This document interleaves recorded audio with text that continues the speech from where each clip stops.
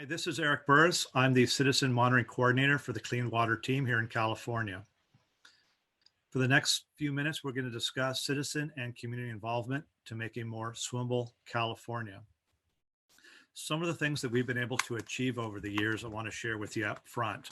This is what you can achieve by leveraging and partnering with community groups and citizen science programs.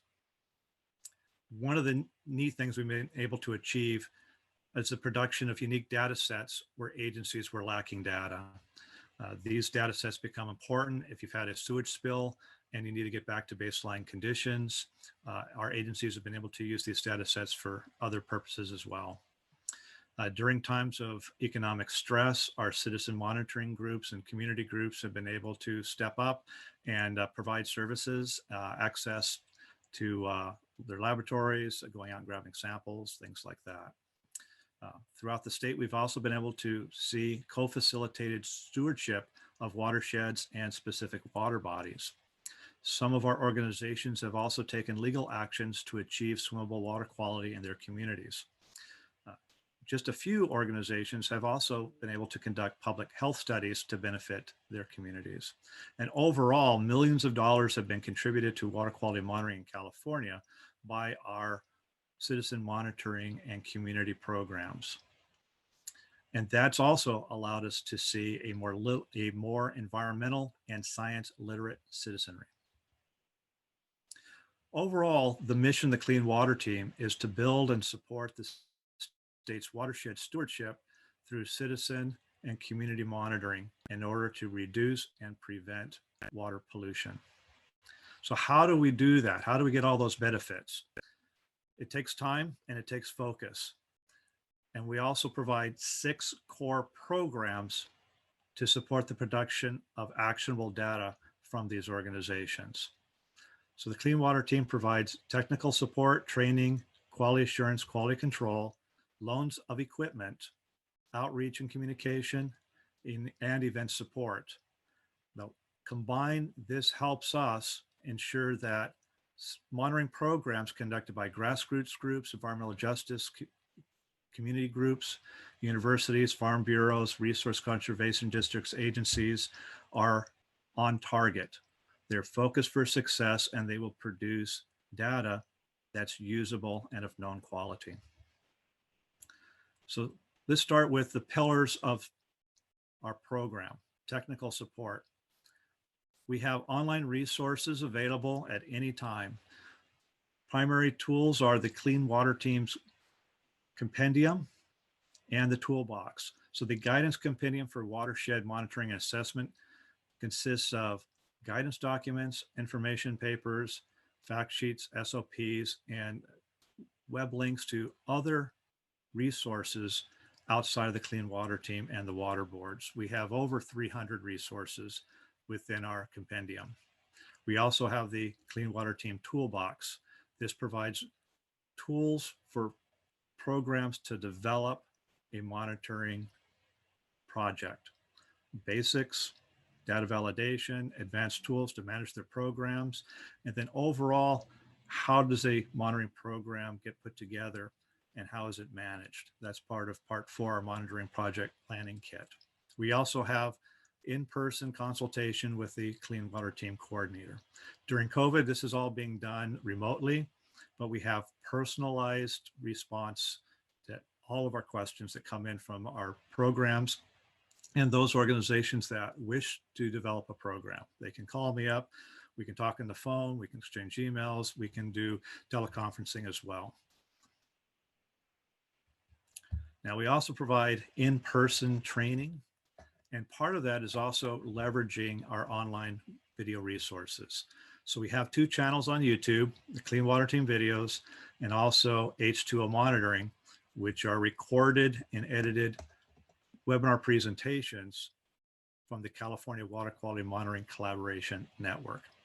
Now, some of the specialized playlists that are relevant to this workshop include our Swimmable California webinar series, which consisted of 8 videos all about swimmable water quality programs.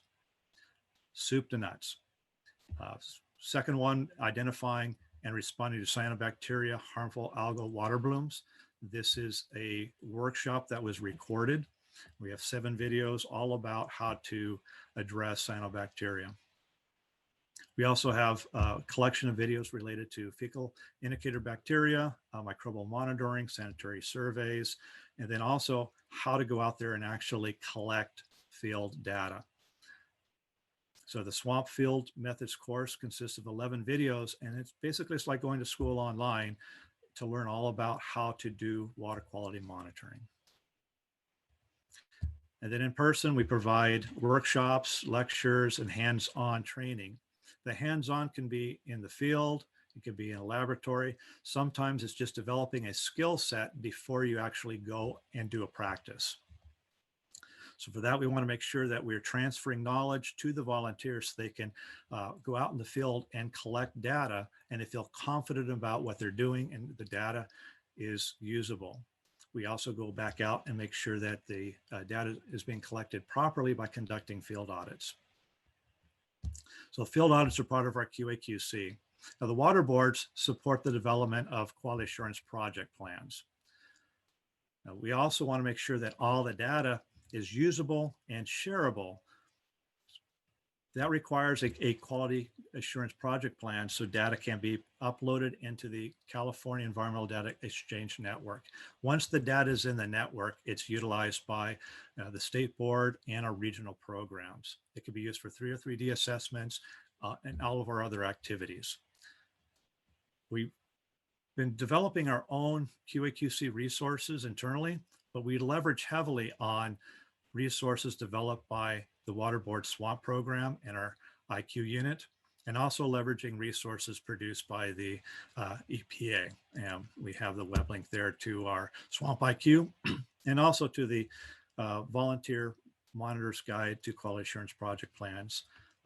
And we do a lot of personalized work with our groups to help them ensure that their QAPPs are perfect for their program. It's not something that they borrowed and changed the name from somebody else's program, but it's their project, and it's going to support actionable data coming out of what they do.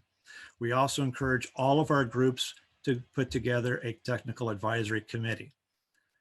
And hopefully they're doing this before they develop their QAPPs, but we've also had it where we've been able to put together a technical advisory committee after the fact, and then where need be, we could improve the function of their QAPP.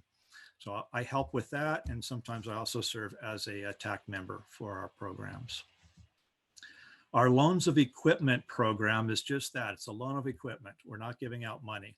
Some of our groups may be curious about monitoring a particular parameter, so we can supply them on a very short-term basis some equipment so they can learn how to do that method, and if they can support that with their program and their volunteers.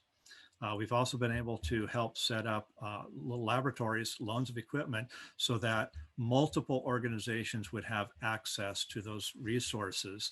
So rather than having, 5 IDEX sealers and